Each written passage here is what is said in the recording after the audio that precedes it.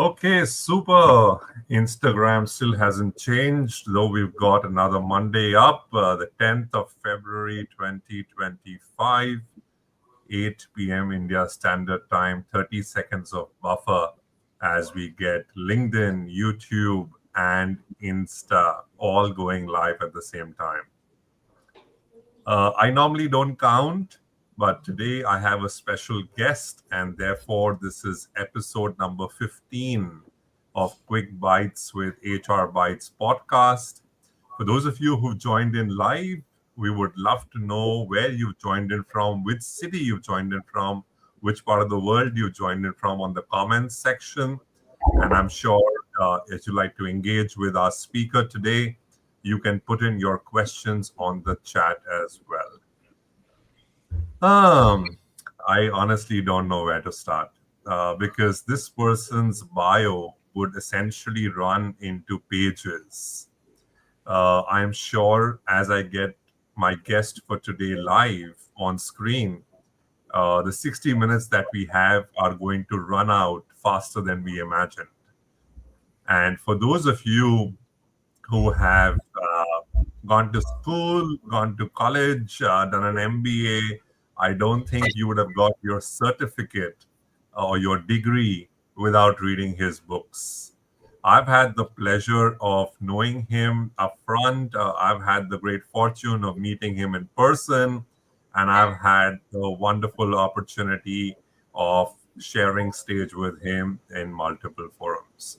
But today it's not about me, it's not about him, but it's about the audience because Quick Bites with HR Bites does not come scripted. It does not come with pre questions that have been shared with our guests, but it's just about a conversation. And I see so many of you who've joined in from Jaipur, Bangalore, Qatar, Bhopal.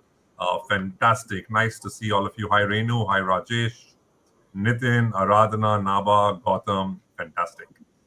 So, without further ado, let me have the absolute pleasure of bringing on stage none other than the one and only Shiv Khera. Hi, Shiv. Good Thank evening. you. Welcome. Thank you. Welcome to Quick Bites with HR Bites. And thank you so Anytime. much for thank you. Thank you for accepting our invitation to be on this podcast. And while it's just the start of a long journey, this is episode number 15. And we're going to be talking about a book of yours that I have read at least 20 times over. And of course, you have another book as well, but we will keep talking about your books, but more importantly, the lessons that you share from all your books and all the work that you've done over the years. It's great that we have Mithu Gupta also live, and I'm going to get some of the comments also up as we speak. She had the opportunity to work with you and a lot of learning. So fantastic. Mithu Gupta is also with us live. Okay, Shiv. So let's get started. And the most cliche question ever. But since you've done so much of research in this space and you're actually got your glasses in space now, why don't you tell us, are leaders born or are they made? Well, just on the lighter side, they are born. How do they come? They don't fall from sky anyway. So one, that's on the lighter side. The fact is that they are born. I mean, obviously they have parents and who got them onto this earth. But anyway, bottom line is that's on the lighter side. But look, my friend, none of us come with any kind of geniuses, talents, athletes, athletics, or black belts. None of us come with expertise in music. None of these. These are all learned traits. And keep in mind, hard work will beat talent anytime. I repeat one more time. Hard work will beat talent anytime. So there are people, our natural born abilities only take us so far and no more. Go check out everywhere in the world. Yeah, we may have inclination to something out there in life, but natural born ability only take us so far and no more. It takes a lots and lots and lots of hard work. Bruce Lee was not born black belt. The guy learned. And same thing, uh, Michael Phelps was not born as a swimmer with 8 gold medals. The guy had to work hard. And keep in mind, very important thing, there are many people who are good starters, Hmm. but they are never good finishers. Why? Finishers. Yeah. Why is that? You notice one thing at the year end, beginning of the new year, invariably people make New Year resolutions. Yeah. And one of the highest membership that is enrolled is at the gym. People say, "Oh, I'm going to join the gym and I'm going to continue." But within first 2 3 months, the highest dropout in the membership is from the gym. What happened? Your enthusiasm died. What happened? You never finished a damn thing. Now, let me ask you one thing. In fact, this book, Live While You Are Alive, addresses this one thing, that why do people drop out? Why do people drop out?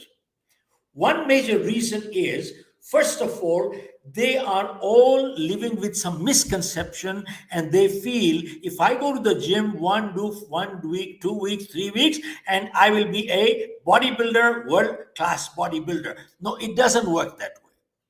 It takes years and years and years and years.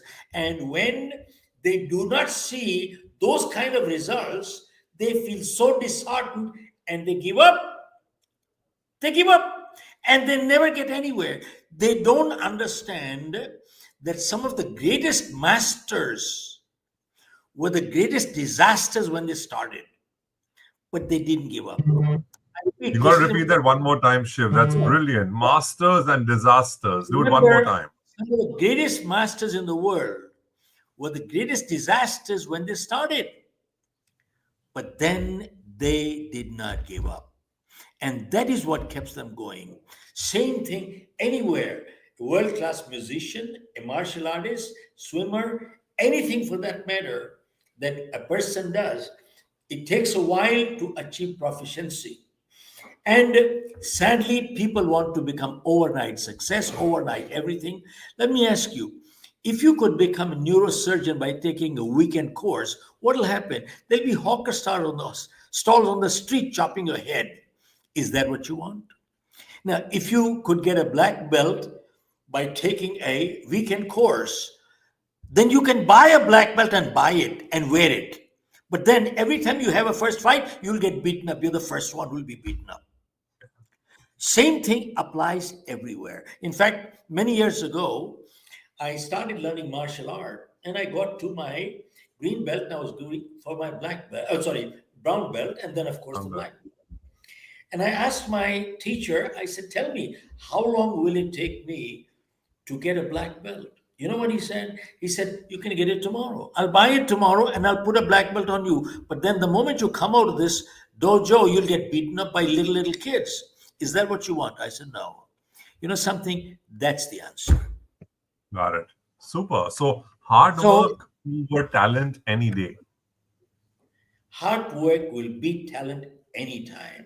But you know something, especially for the current generation, newer generation, they keep hearing, "Don't work hard, work smart." They don't understand. You got to work hard and you got to work smart. One will not do the job. Absolutely not. It will not do the job. But this title of this book is Live While You're Alive. Now, why did I pick this title? You see, there's a little saying that we only live once. Yeah. Now, I disagree with that. See, folks, see, we only die once. We live every day, provided we know how to live. And sadly, most people don't know how to live. Now, this was the title, and I was looking for a subtitle where I created a subtitle, Take a Break Before You Break Down. But I had some other titles in mind also. Don't be a walking dead body. Don't die before you're dead. And sadly, most people don't even live while you're there alive. So they're walking dead bodies. So I avoided that subtitle. That's why I kept this title as Take a Break Before You Break Down. And this book addresses on stress. Why do I share that? Why did I pick this topic?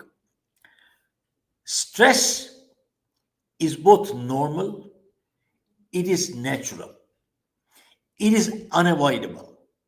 Stress does not discriminate rich, poor, celebrity, commoner, anybody. Stress we all have to face, we have no choice. And interesting part is stress cannot be delegated.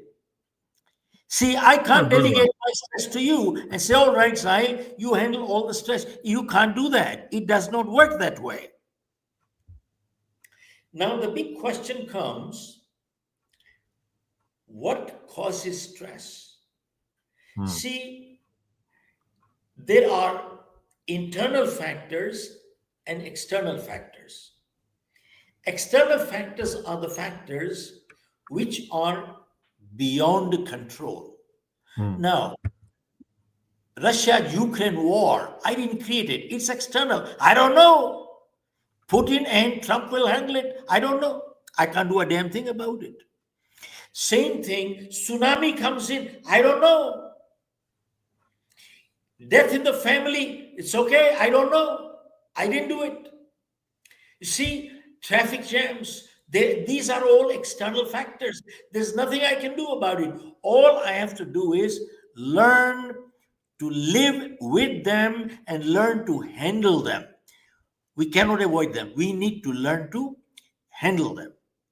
See, in one of my previous books I've written, think about it. How come, under the same set of circumstances, some people break records while others break themselves? How come?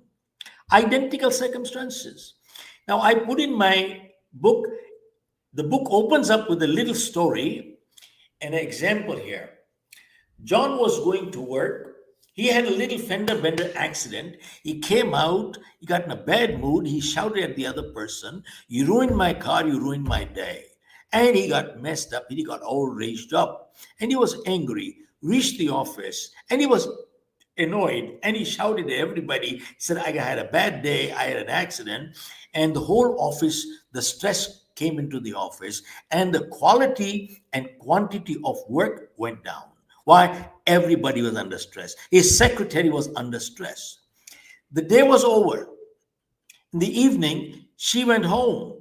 She carried the stress along with her to home. Her son wanted to play with her, but she said, "I'm in a bad mood, get out." Now, that little boy was in a great mood. He got upset. And Hmm. then they had a puppy dog who came running to play with this kid. And this kid kicked the puppy dog and said, "Get out, I'm in a bad mood." Now look at this. It started Yeah. from office, went all the way to the puppy dog. How do you like that? Look at the ripple effect. Now, there's another guy who was going to the office. He also had an accident and his car toppled 3 times. And he came out of the window. And he said, "Boy, what a lucky day. The good Lord must be riding me today. He must be riding with me.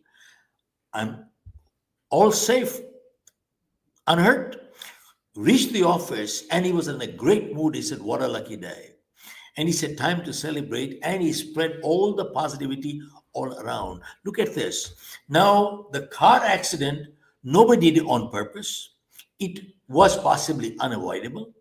But look at the responses, how they behaved to people. What was the response or the reaction? Now, this is the difference between response versus react. John was reacting, Steve was responding. See, what is the difference? When you go to a doctor and the doctor asks you, "The treatment I gave you, how is it working on you?" And if you say, "Boy, I'm feeling much better," what did the doctor say? That means you are responding well to the treatment. Carry on. But if you say, "Because of your medicine, I develop rashes, I develop itches everywhere," and he said, "Stop the medicine because the medicine is reacting on you." Reaction is negative, response is positive. This is the whole story behind action, proactive and reactive. That's one part. And Sahil, it all comes down to management and mismanagement. A man went to a spiritual master and said, I am fed up with my job. My boss is nasty. I am overworked, underpaid. I am totally fed up. And he asked the spiritual master, give me some blessings.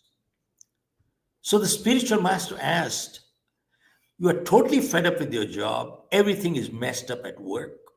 Now, what do you want me to bless you with? That you should be fired from your job? Should I give you that blessing? He said, no, no, no. That'll be even worse. So the master asked him, you got a job, you have a problem. You don't have a job, you have a bigger problem. Yeah. Don't you see where is the problem? The problem is between management and mismanagement. We Hmm. manage life, it is profitable.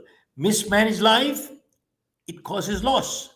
Manage time, it is profitable. Mismanage time, it's loss.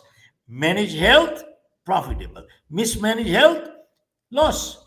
Manage relationship, profitable. Mismanage relationship, loss. Do you understand? Do you need a PhD to understand this?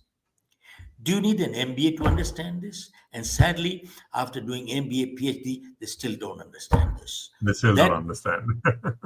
so Got it. bottom I'm going to take a line, pause, Shiv. I'm going to take a pause here. I think you said a lot of things, and I think it's very important for us to pick up key aspects so that people can actually relate to it. I think the first thing that you said so beautifully is hard work over talent any day. Number two, you spoke about hard work and smart work, but very clearly finding the balance. Tell me, uh, we're living in a world where people want it here and now, instant gratification, 5 minute, 10-minute delivery, right? Groceries should come right now. The car should be delivered to my house in 10 minutes. If I need something in the middle of the night, I'm hungry pangs, I should get food in 10 minutes. What is important? Is it the input metric that's important or the output that needs to be measured that's important in the concept of live like you are alive? Sahil, people who are instant gratification, ask them, the gestation period to have a baby is 9 months. If you get 9 women pregnant, can you get everything in one day? You still got to take 9 months. Do you understand English? So it does not work any other way. Some things have to take time. And we have become so ridiculous that we don't understand. We have become so used to instant tea, instant coffee, instant this, and it doesn't work that way. And people are looking for short term gain. Hence, they don't mind pain in the long term. But Yeah. there are people who are far-sighted. They understand that it is better to take short-term pain for a long-term gain in life. And that is the crucial part. I just want to bring one more point here. And that is that, you see, stress is inevitable. And if you have been to the race course and seen race horses when they are being taken into the cabin, are they walking casually relaxed? No, they are jumping like this. They are jumping. They are under very heavy stress. And they are taken into the cabin. And then the moment the bell rings, what do? They come out and they perform. That's a racehorse. Now, and a thoroughbred. But you take a jackass to the race course. This jackass is walking so relaxed, comfortable. He's not jumping like the thoroughbreds, but then he will never in life perform like a thoroughbred. He will always remain a jackass forever. Now, what is the moral of this little story? Stress is the price we pay to be a thoroughbred in life. I repeat, stress is the price we pay to be a thoroughbred in life. Go check out an athlete before he gets to compete. Is he under stress? Big time.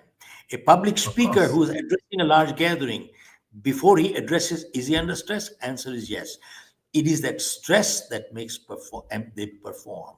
Now, Sahil, take one thing from this program, and one thing is that all of us can handle stress.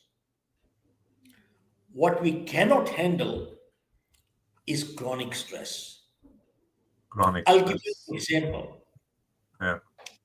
See, I've written my book, A Demonstration. A psychologist was holding a glass of water and he asked his audience, how heavy do you think this glass is?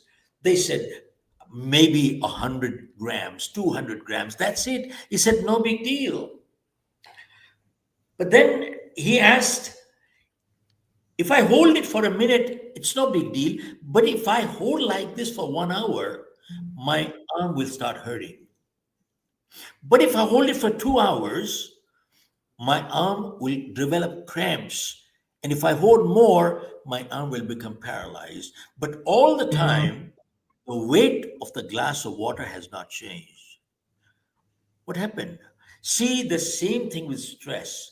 Stress, if it's for a short period, we can handle it, there is no problem. But when we hold stress for a long period, that's the time we start breaking down. Stress acts like a termite. It starts eating you from inside till it destroys you completely. So it has become a silent killer all over the world. And sadly, stress has gone up all over the world by almost 400% in the last few decades. It costs $1 trillion per year globally in money and $300 billion in the US in loss of productivity. And 83% of people all over the world say that they face work related stress. So look at this, it has become a silent killer. True. Shiv, what's your view on positive thinking, on affirmations, on manifestation? Do you think that works or it's just hard work? Look, positive thinking with hard work, it works. Keep in mind, positive thinking with effort increases our probability of success. Positive thinking does not guarantee success. Positive thinking with hard work and effort increases our probability of success. And that is the key. This is really what we are looking for. See, positive thinking is a supplement, not a substitute action plan. You see, remember that great boxer, when he used to go into the ring, he used to say, I'm the greatest, I'm the champion. But you see, when he used to say, I'm the greatest, I'm the champion, he was not sitting in the living room watching TV, having popcorn, drinking Coca Cola. The Are you guy referring was to in the Muhammad ring. Ali? Are you Yeah. referring to Muhammad Ali? Yeah, he was in the ring permanently practicing and punching the bag. So by just shouting, I'm the greatest, you don't become the greatest, you'll be beaten up. It doesn't Yeah. work that way. And is the inverse also true that a lot of hard work, a lot of effort with negative thinking can reduce the probability of success? Yes, absolutely. Absolutely. Totally right. Let me explain to you. This also, since it's pertaining to stress, have you heard of the placebo effect? Yeah. Okay. See, placebo is our dummy pills. See, research was done, and a control group of patients were given medication, and another control group of patients were given dummy pills, but they were told that we are giving you medication. The recovery rate was almost identical. Now, the question was the medication doing the healing or the faith in the medication doing the healing? This is faith. Now, this is called the placebo effect. There is something called the nocebo effect. Nocebo effect is then the doctor gives all kinds of good medication and everything, good treatment, but you just somehow feel negative that you will not work with me, everything is wrong, and I'm not going to recover. What happens? Nocebo effect works equally on you the same way. So there is a tremendous amount of body mind connection. And in fact, research shows that 50, 60, 70% of people who go to the doctors, they go with illness called psychosomatic illness. Psychosomatic means Mm-hmm. what? Psyche means the mind, soma is the body. Sickness in the manifest in the body because of mind thinking. So that is what we are talking of. And one more thing, I'm sure you are familiar that all over the world, are you aware that laughter is used as a therapy? Laughter, it's a therapy now. Laughter. Are you aware of that, Sahil? Yeah, yeah, So how does laughter work? See, when you laugh, your body releases a chemical called endorphins, and endorphins start building our immune system. And the reverse is just as true. You are greedy, jealous, negative emotions cause negative chemicals in our body.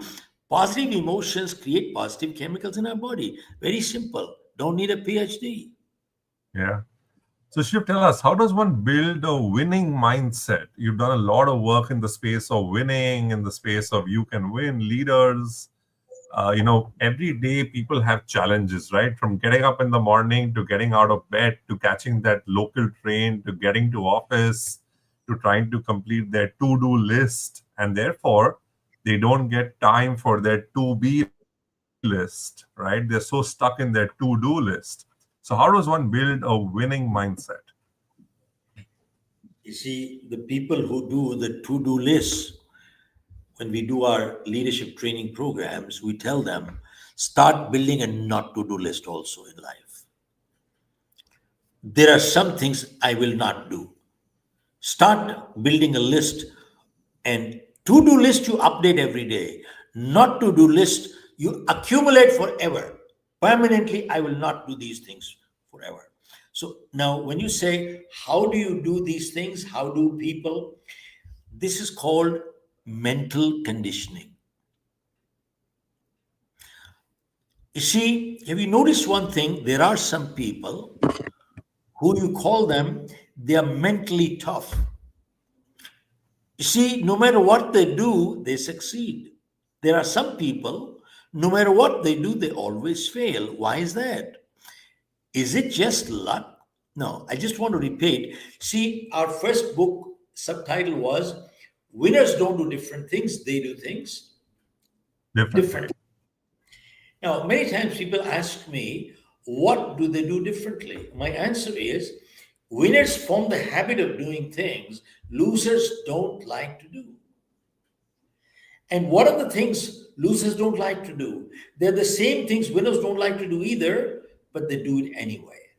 See, losers don't like to get up in the morning. Winners don't like to get up in the morning either, but they get up anyway. See, losers don't like to work hard. Winners don't like to work hard either, but they work hard anyway. They make it a habit of doing those things. Now, why do I share this with you? Because if we have to think to do the right thing, we can never do it right. It must come automatic. It must become a reflex action. Now, I don't care how old we are, our parents said one thing: form good habits, and habits form characters. Because 90% of our behavior is habitual. We don't think, we just act. And if we have positive habits, we are a positive character. If we have negative habits, we are a negative character. And good habits are hard to come by, but they're easy to live with. Bad habits come easy, but they're hard to live with. And before we got the habits got us. Yeah. Now, let me share with you an example, especially from martial art, because I come from that background a little bit. You notice one thing: when people learn martial art, right from the white belt, yellow, orange, purple, green, brown, black belt, and even 5 years later, after they got the black belt, you know what they're practicing? Same thing what they learned when they got the white belt. And what is that? block, punch, block, punch, block, punch. 5 years later, they're still doing block, punch, block, punch. Why? Why is that? Because the teacher wants to get the block and punch section. Why? Because the teacher realizes that if the student is ever in a street fight, if he has to think to block and punch, what will happen? He'll get beaten up. You don't A know. martial arts student never ever has to think to block and punch. They never commit their blow till you commit. After you commit, the reflexes move so fast, all it takes is one, it's all over. It's not only martial art, music, anywhere, even in the defense services. Do you know, Sahil, that 60-70% of the career in the defense services goes into simulation of warfare? What is simulation of warfare? They play war games as if there's a real war going on right now. Why? Because they want to get into reflex action. Why? Because they realize when there's a real war, if they have to think to fight a war, do you think they can ever fight a war? Answer is no. That is why we want to get everything into reflex action. All positive behavior must become reflex action. This is called mental conditioning. It takes time, does not happen overnight. And it is an ongoing process. It is not an event. Now, if you have an athlete, you notice when they stop practicing, does the stamina remain the same or go down? Answer is it goes down. Same thing is true with all of us. See, you have your mobile with you. Now, tell me, you keep using the mobile, the battery, does it remain the same or gets discharged? It gets discharged. Brain now. So you Yeah. have to recharge. Same thing is true with human beings. We all slip backwards in life. That is why it is an ongoing process to stay on track. Just the way our bodies need food every day, our minds need positive thoughts every day. Otherwise, we become mentally sick. So, if you are looking, I see there are many, many, many so called motivational speakers and people who come on the television and they say, you want to make a millionaire overnight? I'll teach you. And you want to lose weight without dieting, without exercise? I'll teach you. They say, I'll lose all the weight in the world with no dieting, no exercise. Give me X money. They'll take your money. Go try it. Go try it. There are so many people who say, well, within 3 months, 6 months, I'll make you a multimillionaire. Go do it. My friend, what are we talking about?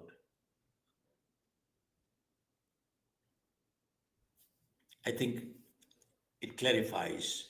It does. It does. It does. Absolutely. So powerful and so profound.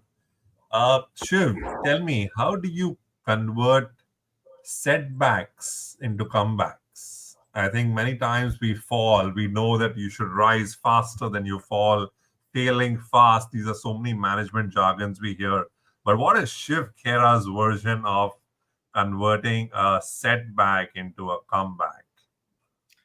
I don't convert anything to anything.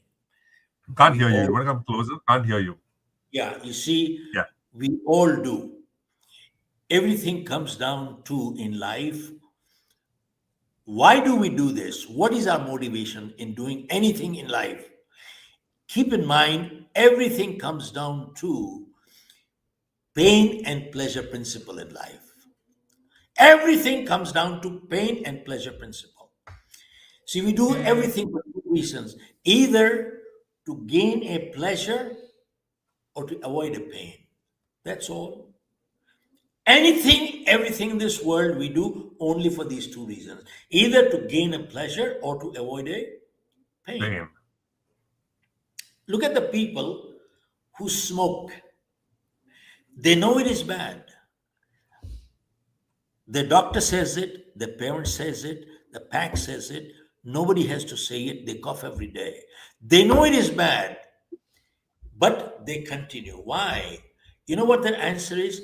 I enjoy it. It relaxes me. So the pleasure is great, but one day they have a shooting pain in the body and they go to the doctor and the doctor checks out and says, buddy, you got cancer. If you want to see daylight tomorrow morning, you better stop right now. And they stop. What happened? Now the pain is much more than the Pleasure. pleasure. And go check out. There are people who steal, people who lie, people who do whatever, everything in this world. They are profitable, they'll continue lying, cheating. No wonder the crooks continue their crooked behavior. Because when it becomes painful to be a crook, they'll stop it. They'll be the right people straight. Automatically, what happened? My friend, keep in mind, all over the world, people obey laws only for two reasons. Some people obey because they respect the law, and some Mhm. people obey because they fear the law. These are only two reasons. You either obey a law out of respect or you obey the law out of fear. There is no other purpose, reason behind it. So we have to start understanding what is our motivation, where we are heading towards.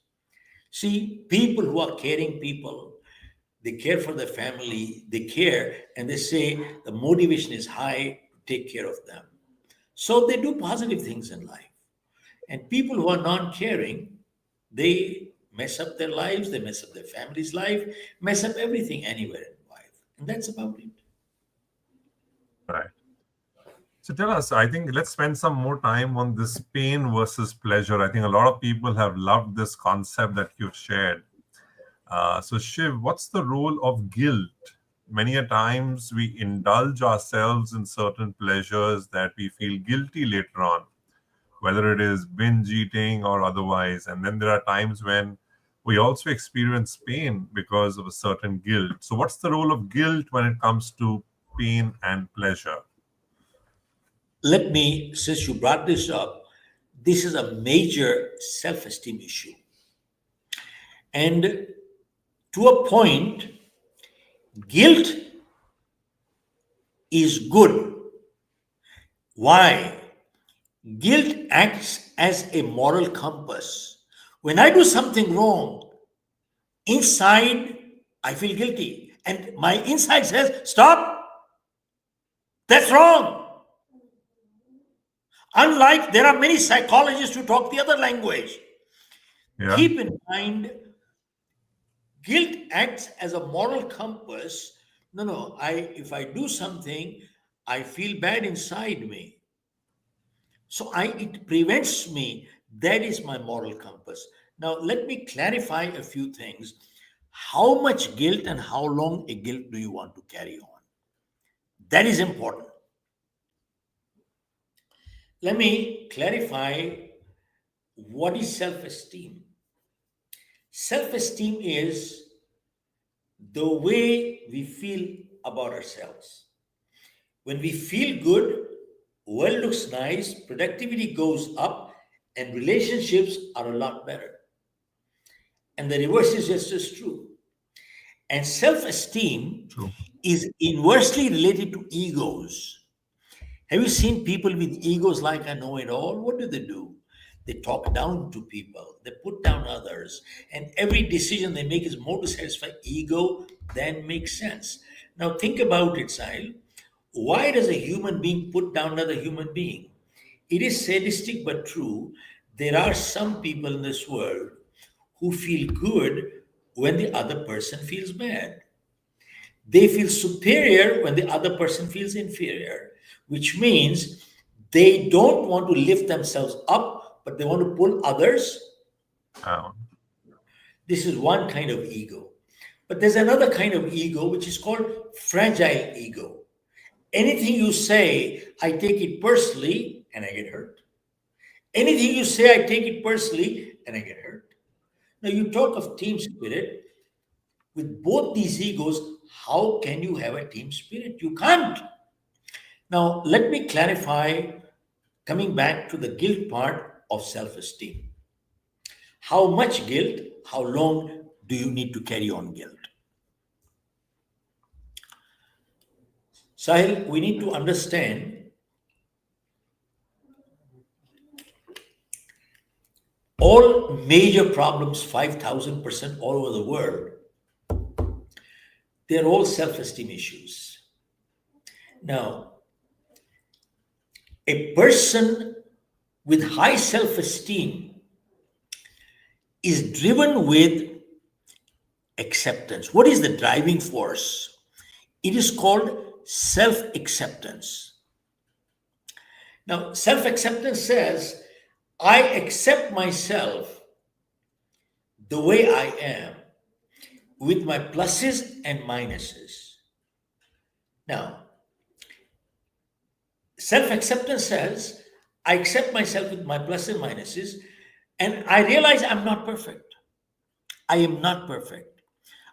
And but self acceptance does not mean that's the way I am, that's the way I will be. That's arrogance. Okay? Self acceptance does not mean that's the way I am, take it or leave it. That's arrogance. Self acceptance says, I didn't create myself, I'm here. And I have my pluses and minuses. And it says, I make mistakes. I made mistakes. I apologize for my mistakes. I seek forgiveness for my mistakes. I'm not perfect. I'm not proud of my mistakes.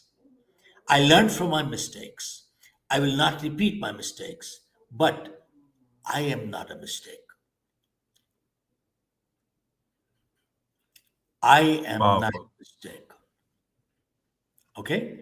So we need to understand that why there are so many problems today, because people cannot accept themselves with their plus and minuses.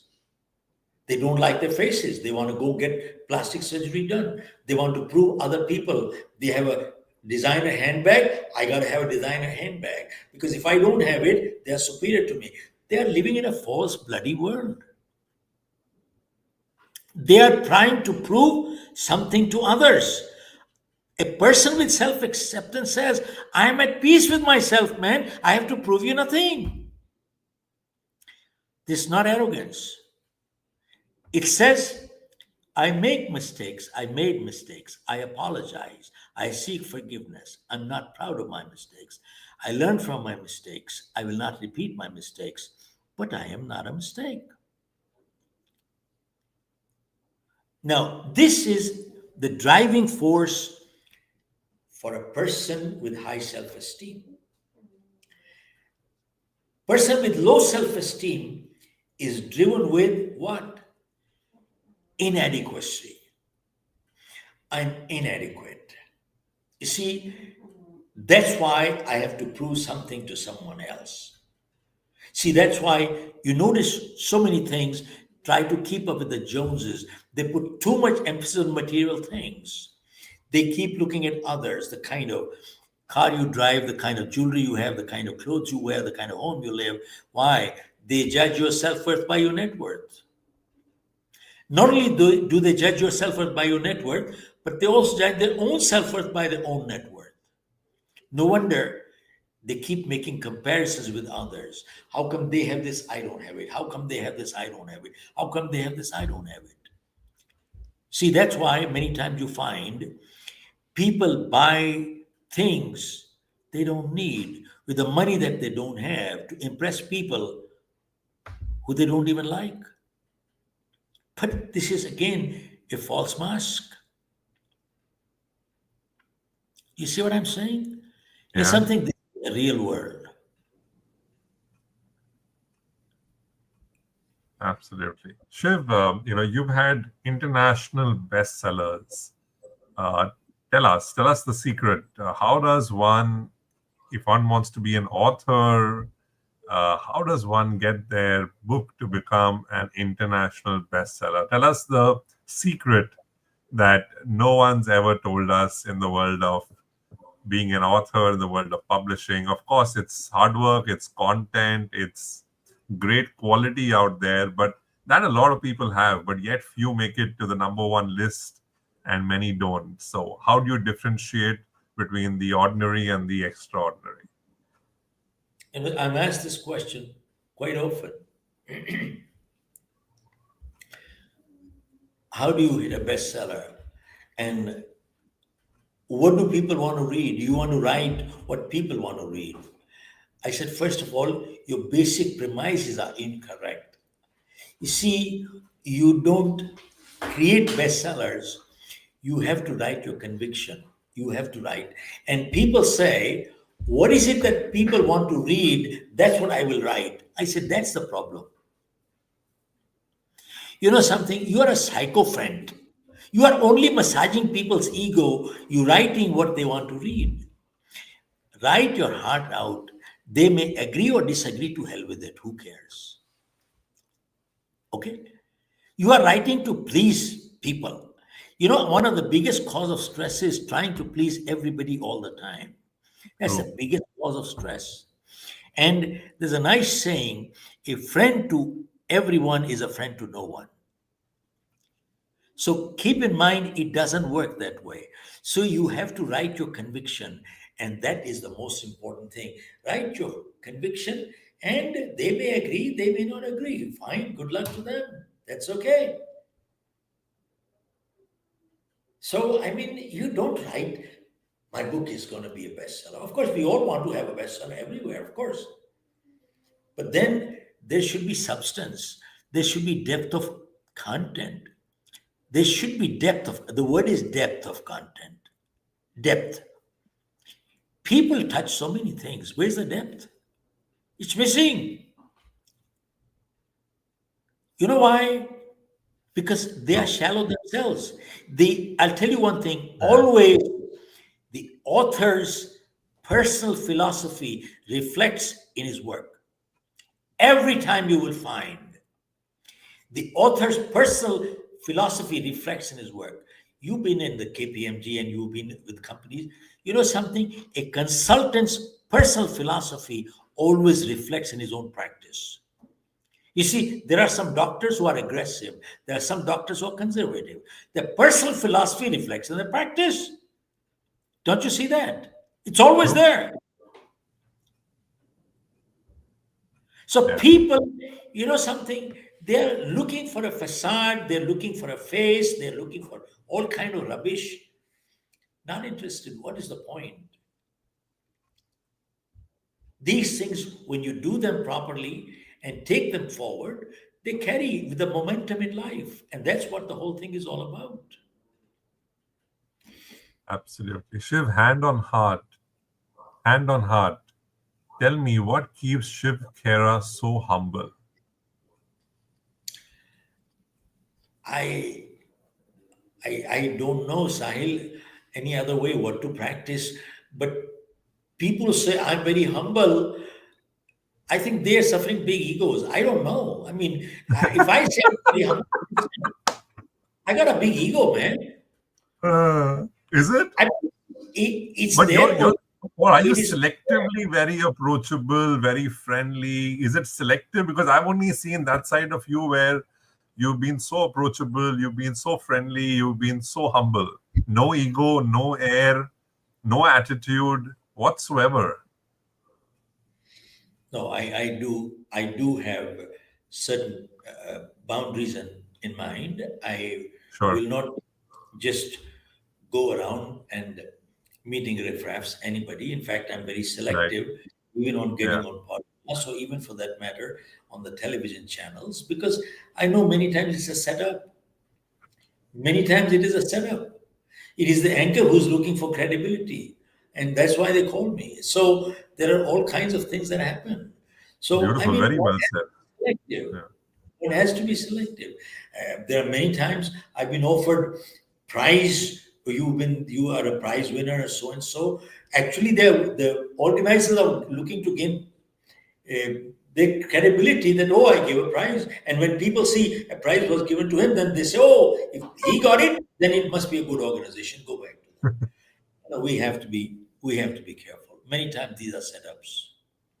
Very true. And it's great that you called it out because that is so important. At times they are leveraging your brand to sustain their brand, which is so true, which is brilliant.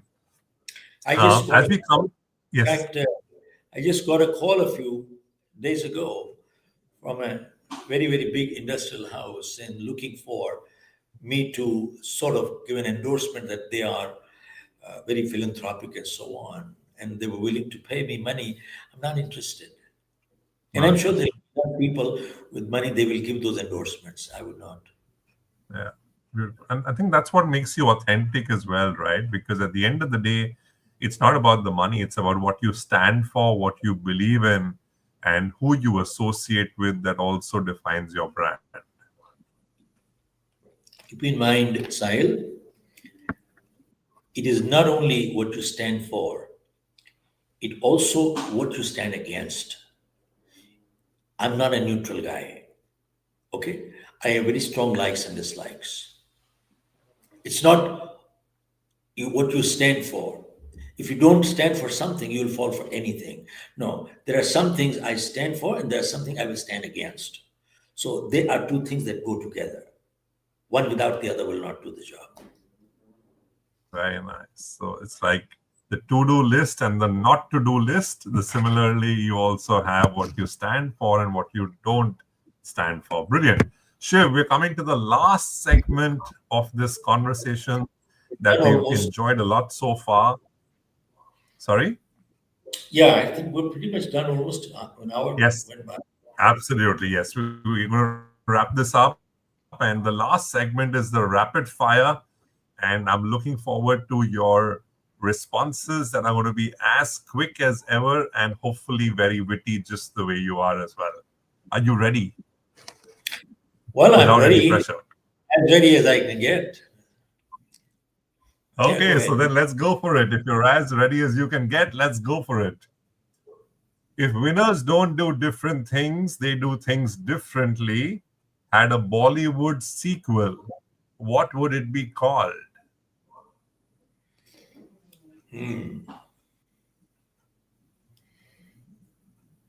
I'd call it winners do them differently.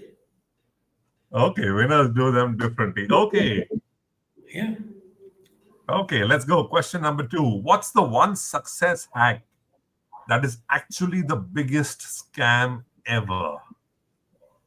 One success act. Is that it? Is that your question? Hack, HACK. Oh, success hack, which is the biggest Hack, what would yeah. you One success hack that's the biggest scam ever. That you get a success in 1 minute without doing anything. That you get a success in 1 day without doing anything. In fact, I'm getting a good idea from my colleague here. You see, people who want to become overnight success, really, that's the hack. Oh, that's beautiful. That's true. That's so Without, true. That's what you without spoke doing about anything, earlier in the podcast. without any hard Yeah, work, nothing. Yeah. correct. Absolutely. Yeah, put her right here for my rapid Yeah. firing. Go Good one. ahead. No, good one. Good one to your colleague there. Nice one. Okay. If laziness was an Olympic sport, which country do you think would win gold? Mm, I think quite a few countries will win gold. I mean, I think there would be a lot of ties on that. If laziness would get people the gold, I think there would be quite a few ties. So I probably have to pull out a list, but that'd be a tie. Quite a few of them. A lot tie there. Okay, okay. What's the one life lesson people only learn after they mess up big time? People don't know how to deal with other people. Sure. Later on, they realize what did they do, how did they do it. I just want to leave you one important thing. People forget what you say. People forget what you do. but they never forget how you make them feel. Beautiful, beautiful. And the last question, Shiv, I know you need to People go, forget but what you say, yes, they forget what you do, but they always remember how you made them feel. absolutely. And if success was a ringtone, which song would play? If success was a mobile phone ringtone, which song would you play? I would love those uh, songs by Jagjit Chitra. Okay. तुम्हें देखकर ख्याल आया. अरे क्या बात है तुम्हें देखा तो ये ख्याल आया On that note, Shiv, thank you so much. It was wonderful having you on the podcast. I know you need to run, but thank you for taking time out. I really, really enjoyed this I hope this is conversation all with you. recorded, so you send a copy to Garima. Yes, it'll be Yeah. online. It'll be sent across to you and to the entire team. Thank you so much, Yeah. Shiv. Take care. All the Thank you, best. sir. Take care. Bye bye.